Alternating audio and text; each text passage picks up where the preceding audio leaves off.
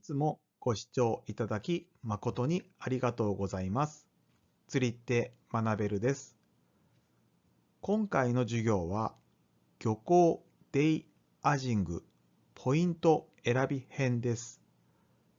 昼間に漁港でアジングが楽しめるようにポイントの選び方を紹介いたします。夜ほど釣果を得ることは難しいデイアジングですが、釣れた時の喜びは何倍にもなります。今回紹介させていただく場所がお近くにありましたら、ぜひ試されてみてください。最後までよろしくお願いいたします。いつものように結論から入ります。地形による日陰、水深による日陰、障害物による安心感。それでは、この3つについて解説していきます。地形による日陰について解説していきます。漁港の周辺にこのような山があるとします。太陽が朝間詰め、もしくは夕間詰めの低い位置にあるとします。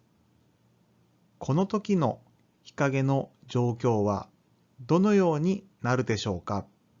このように山の影が海にかかると、海の中で明暗部分ができてきます。それでは山がないところではどうでしょうか。漁港のへち、岸際でも十分に日陰ができます。漁港に係留されている漁船の下もポイントになります。漁船でできた日陰も十分明暗部分を作ることができる場所になります。昼間にアジが潜む見逃せないポイントになります。水深による日陰について解説していきます。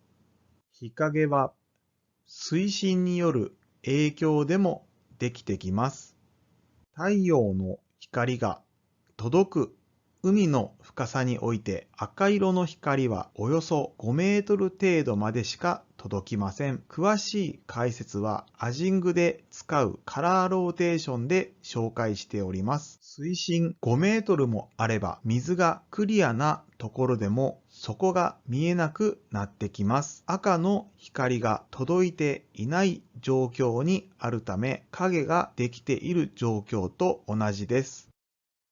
水深2メートルから3メートルのあたりは太陽の光量が半分ほどカットされているため、このあたりから日陰に相当する明暗部分ができてきます。状況などにもよりますが、およそ 1g のジグタンで1秒間に30センチほど沈むので、10秒数えたら3メートルです。深場には動物プランクトンなどが生息しています。大きなアジになるほど体格に見合った栄養を取るため深場に潜んでいます。障害物による安心感について解説していきます。人工構造物や海藻などアジが安心して潜めれる場所は絶好のポイントです。安心感を得ることは魚も人も同じだと思います。辺り一面何もない砂浜に一人でいるよりは何かの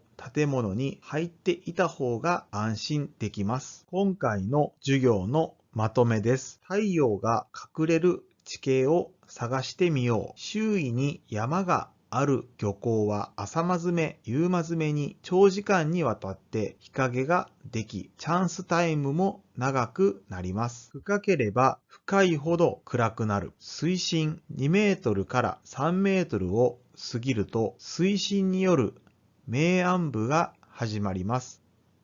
岸際や漁船などの日陰がなくても、ある程度の水深があれば、アジがいることが期待できます。障害物で安心感。アジも人と同じで、人工物や海藻は落ち着く場所になります。漁港の近くに山があると朝間詰めや夕間詰めで漁港に光を差し込みます。しかも水深があり、人工物や海藻があるところは有力なアジングポイントです。さらに向かい風でベイトやプランクトンが入ってきたら確定です。漁港のアジングポイントについては、アジングのポイント、漁港に着いたら編で紹介しております。お時間あるときにご覧いただけましたら幸いです。この動画で紹介する表現に釣りって学べる独自の持論もございます。一般的な説明と異なる場合がありますのでご了承ください。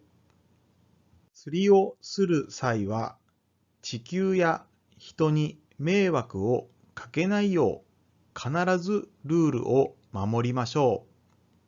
以上となります。今回の動画がデイアジングの超過アップの手助けに少しでもなれれば幸いです。最後までご視聴ありがとうございました。釣りって学べる